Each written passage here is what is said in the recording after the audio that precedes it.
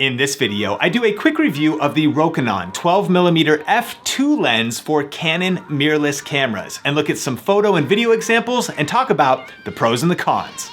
Coming up.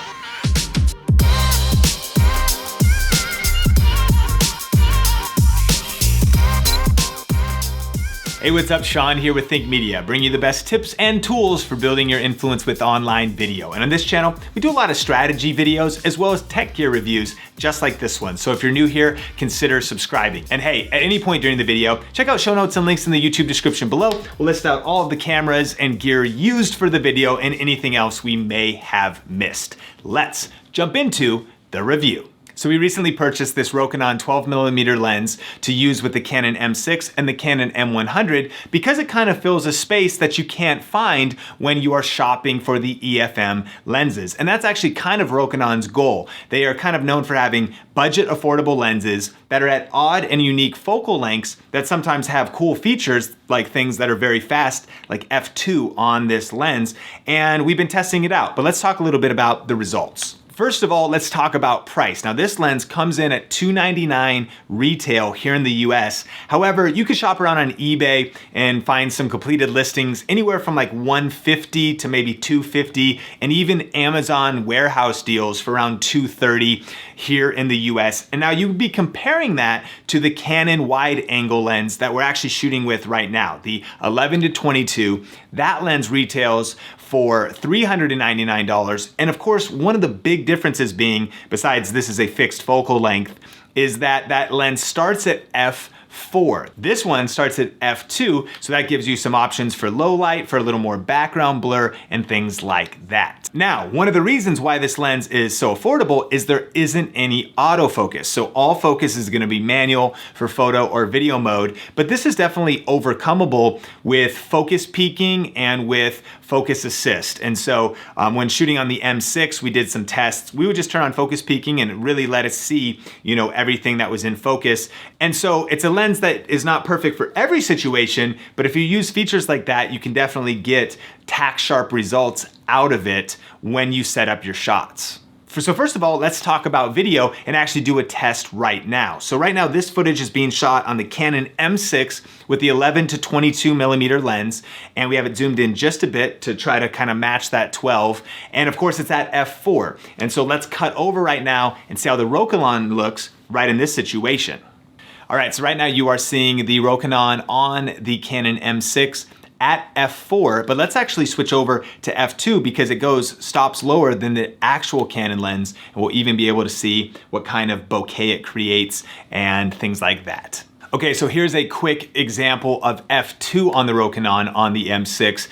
Mind you, there's a lot of light coming into the camera right now, so we know it's kind of blown out over here on the Windows side, but definitely, pretty crispy and a little bit of that blurry background created as well, even though it's an ultra wide lens. But I'd love to hear what you think about this footage example, so let me know in the comments section. All right, and now we are back to the Canon lens on the M6 and the lights are back on. Again, in that last shot, we pretty much had the lights off completely. And so it is nice to have a lens that can give you low light performance if you need it. But let's actually look at a few other video examples. So we took this lens out and these examples are from the Canon M100 and the Canon M6. Both have the same sensor, so pretty similar cameras as far as the video quality and pretty good video results for just using out and about. Now, one thing to note is you do lose the image stabilization settings when you put this lens on the camera. And so definitely think about having image stabilization, but even handheld shots, we were able to get some pretty cool results. All right, so now let's check out some low light tests with this lens in video mode. So we actually took this lens over to a cactus garden here in Vegas that had a bunch of Christmas lighting set up, and it was really cool. Now, this wasn't just like low light, this was almost no light. It was super, super dark there. And so again, an f4 lens or a typical kit lens or something would almost be near useless in a situation that's that dark. But this lens definitely opens up those possibilities. And we were shooting with a gimbal to get some smooth footage as we were just walking around. But check out some of these results.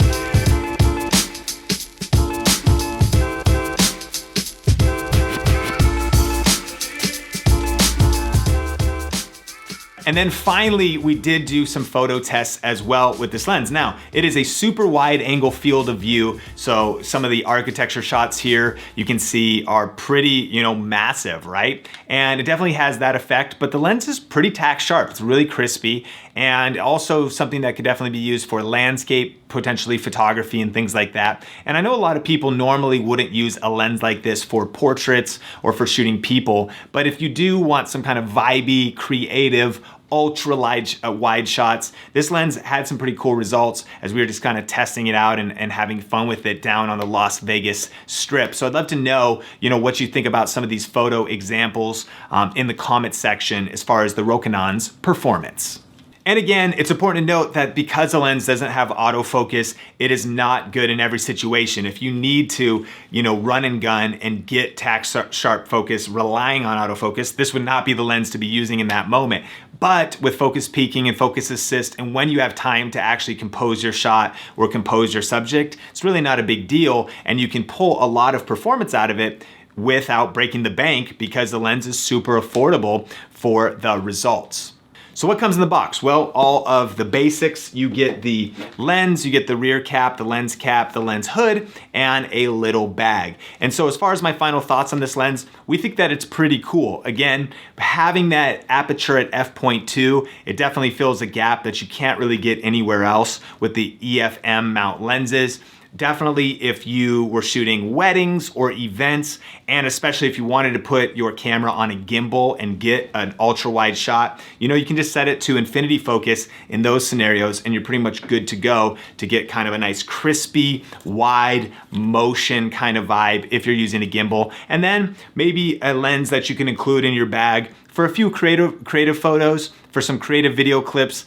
I don't think it's an all-around lens at all, right? It's not the one lens you could own, but potentially a lens that is good if you wanted to add it to your bag, add it to your kit, just for certain uses and certain scenarios. But question of the day, I would love to hear what you think about the photos, the video clips. If you've ever tested out this lens, let me know in the comment section below. And actually, let me know what some of your favorite EF-M mount lenses are as well. Always looking for great lenses for the Canon EF-M lineup, the mirrorless lineup. So definitely post those in the comment section below. So thanks for checking out this video. Subscribe for more videos just like this. And if you want to check out other videos in our best lenses for video series, just click or tap the screen right there. If you want to check out another video from Think Media, just click or tap the screen right there. Until next time, Think Media is bringing you the best tips and tools for building your influence with online video. Keep crushing it, and we will talk soon.